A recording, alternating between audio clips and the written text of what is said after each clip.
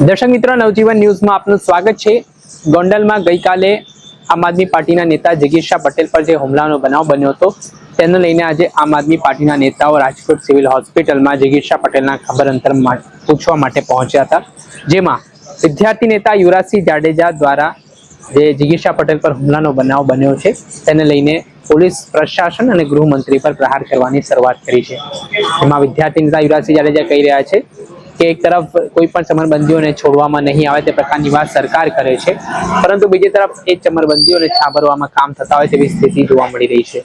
સાથે જ તેમણે થોડાક દિવસ પહેલા જે નકલી દૂધનું ટેન્કર પકડ્યું હતું તે બાબતે પણ કેટલાક ચોંકાવનારા ખુલાસા કરતા શું કહ્યું તે સાંભળો। ખાસ કરીને જોવા જઈએ તો છેલ્લા ઘણા સમયથી ગુજરાત અને ભારત દેશમાં એવું કહેવામાં આવે છે કે નારી વંદના, મહિલા સશક્તિકરણના નારા આપવામાં આવે છે, બેટી બચાવો બેટી પઢાઓના નારા આપવામાં આવે છે, પરંતુ નારી વંદનાની વાત કરતી ભારતીય જનતા પાર્ટી, મહિલા સશક્તિકરણની વાત કરતી ભારતીય જનતા પાર્ટી એ ખરેખર રીતે મહિલાઓ સાથે કયું કૃત્ય કરે છે એ તમારે જોવું હોય તો ગોંડલની ભૂમિ ઉપર આવીને તમે જોઈ શકો છો કે ગુજરાતની નારી, આ દેશની નારી ને કઈ રીતે પ્રતાડિત કરવામાં આવે છે, કઈ રીતે એની ઉપર હુમલાઓ કરવામાં આવે છે। અને આપણે ગુજરાતના ગૃહ રાજ્યમંત્રી હર વખતે એવું કહે છે કે કોઈ પણ ચમરબંધીને છોડવામાં નહીં આવે, તો ગુજરાતની અંદર છેલ્લા ઘણા સમયથી ઘણા બધા ચમરબંધીઓ સામે આવે છે, પરંતુ એને છાવરવાનું કામ એ હંમેશા ગુજરાતની પોલીસ અને ગુજરાતના ગૃહ રાજ્યમંત્રી એ હંમેશા કરતા આવ્યા છે।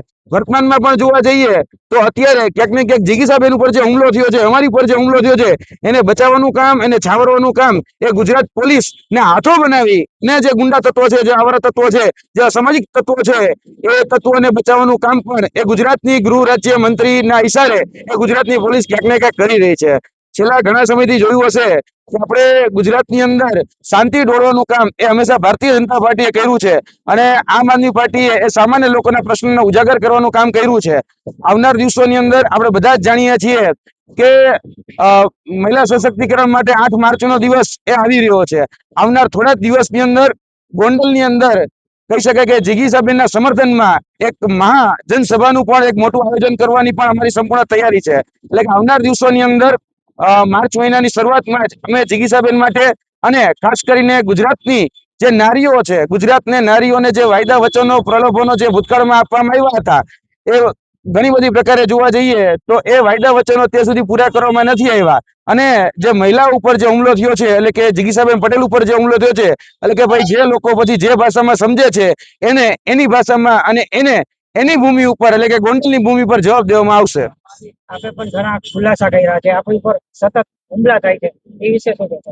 ખાસ કરીને જોવા જઈએ તો છેલ્લા ઘણા સમયથી ગુજરાતની અંદર જે ભેળસેળયુક્ત દૂધ કે અન્ય કોઈ પણ ચીજ વસ્તુઓ જે છે એ બેફામ અને બેલગામ મળી રહી છે, તેની ઉપર અંકુશ કરવા માટે અને તેની ઉપર લગામ કસવા માટે અમારા દ્વારા ગુજરાતની અંદર 10,000 લીટર દૂધ જે હનુમાન ખીજડીયાથી નીકળી અને બાયડની અલગ અલગ જે 4 ડેરીઓમાં ઠલવાતું હતું, સહકારી ડેરીઓમાં, એ સહકારી ડેરીઓની અંદર જ્યારે દૂધ ઠલવાતું હતું એને ઉજાગર કરવાનું કામ અમારા દ્વારા કરવામાં આવ્યું। તો જેના પેટમાં તેલ રેડાણું અને ખાસ કરીને જે આવા ધંધાઓ એટલે કે કહી શકાય કે મિલાવટ અને મિશ્રણ કરવાના જે ધંધાઓ કરતા હતા, ખાસ કરીને જે મિશ્રણ જે કરવામાં આવતું એમાં જોવા જઈએ તો બીફ ટેલો એટલે કે ગાયની ચરબીનું માંસનું તેલ અને તેની સાથે સાથે જે પીગ છે એટલે કે ડુક્કરની ચરબીનું તેલ એ એમાં ઉમેરવામાં આવતું હતું, યુરિયા ખાતર ઉમેરવામાં આવતું હતું, ડિટર્જન્ટ ઉમેરવામાં આવતું હતું, અને આ પ્રકારનું ભેળસેળ કરી અને સામાન્ય નાગરિકોને ભારતીય જનતા પાર્ટીના ઈશારે આ ઝેરી દૂધ પાવાનું કામ એ ક્યાંક ને ક્યાંક ચાલી રહ્યું હતું। અમે એને રોક્યું, એની ઉપર જનતા રેડ કરી। જ્યારે અમે જનતા રેડ કરી ત્યારે અમારી ઉપર એ જ આવારા તત્વો દ્વારા હુમલો કરવામાં આવ્યો, અને અત્યારે પણ એની ઉપર કહી શકાય કે જે કાયદાકીય શકંજો કસાવો જોઈએ એ હજી સુધી શકંજો કસાણો નથી। જોવા જઈએ તો 307 જેવી ગંભીર કલમો લાગવી જોઈએ, કારણ કે અમારા સાથી મિત્ર એ વિજેન્દ્રસિંહ મકવાણા હોય, દિલુજી ઠાકોર હોય, તેની પર ગંભીર ઈજા થઈ છે, ગંભીર કહી શકાય કે એને ઈજા પહોંચી છે। હજી 8 દિન સુધી એમાં 307ની કલમ ઉમેરવામાં નથી આવી, એટલે ક્યાંક ને ક્યાંક ગૃહ રાજ્યમંત્રીના ઈશારે જે ભારતીય જનતા પાર્ટી છે એ આ બધા જ ગોરખ ધંધાઓને કાળો બજારી જે છે, જે સફેદ દૂધનો જે કાળો બજારી જે કરે છે, એ ધંધાઓને ક્યાંક ને ક્યાંક વેગ આપે છે, અને આવા જે અસામાજિક તત્વો છે, જે ગુંડા તત્વો છે, એને પ્રોત્સાહન આપવાનું કામ એ ક્યાંક ને ક્યાંક ભારતીય જનતા પાર્ટી કરે છે। જેમ તમે વાત કરી તેમ કે તમારી મેટરમાં પણ બહુ સમય લાગ્યો હતો કેસ લેવામાં, તો એવું જ કઈ જિગીસાબેનની મેટરમાં પણ બન્યું છે, કારણ કે આ ગઈકાલનો બનાવ છે, પરંતુ હજી એફઆઈઆર નથી થઈ, તો એ વાત પર પણ શું તમારું કેવું છે?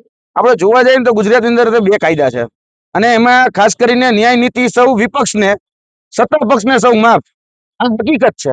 કારણ કે ગુજરાતની અંદર તમે વિપક્ષમાં તરીકે કામ કરતા, એટલે કે હું આમ આદમી પાર્ટી તરીકે જિગીસાબેન આમ આદમી પાર્ટીના એક આગેવાન તરીકે જ્યારે કામ કરી રહ્યા છે, ત્યારે એની ઉપર જ્યારે હુમલો થાય છે અને હુમલાની રાજનીતિ એ કરે છે, આપણે બધા જ જાણીએ છીએ કોના દ્વારા કરવામાં આવે છે. એ ભારતીય જનતા પાર્ટીના જે અસામાજિક તત્વો છે, ભારતીય જનતા પાર્ટીના જે નેતાઓ છે, એના દ્વારા જ એ અત્યારે હુમલાઓ કરવામાં આવે છે. છતાં પણ એને છાવરવાનું કામ, એને બચાવવાનું કામ એ ભારતીય જનતા પાર્ટી કોઈને કોઈ પ્રકારે કરે છે.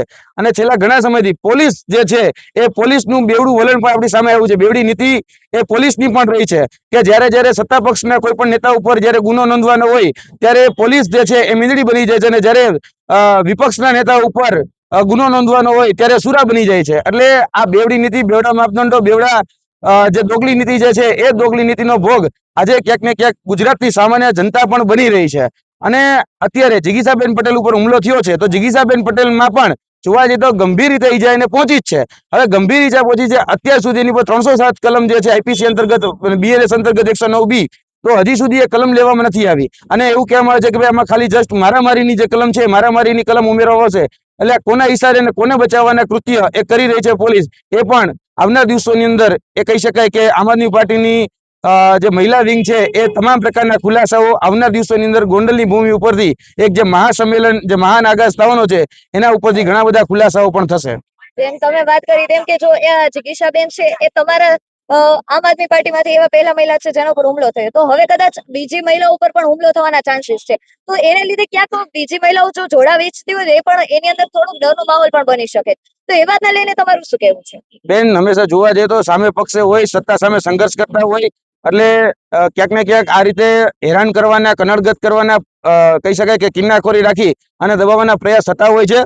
પરંતુ આપના પ્રતિષ્ઠિત માધ્યમથી અમે કહેવા માંગીએ છીએ કે અમે કોઈ પણ એ હુમલાઓથી ડરતા નથી. જેને જે કરવું હોય એ કરી લે. બાકી અમારી જે રાજનીતિ છે એ કામની રાજનીતિ છે, અમારી છે મુદ્દાની રાજનીતિ છે.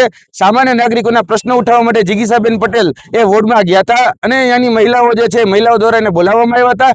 એ જ રીતે સામાન્ય નાગરિકોના પ્રશ્ન એ અમે અવારનવાર ઉઠાવતા હોઈએ છીએ.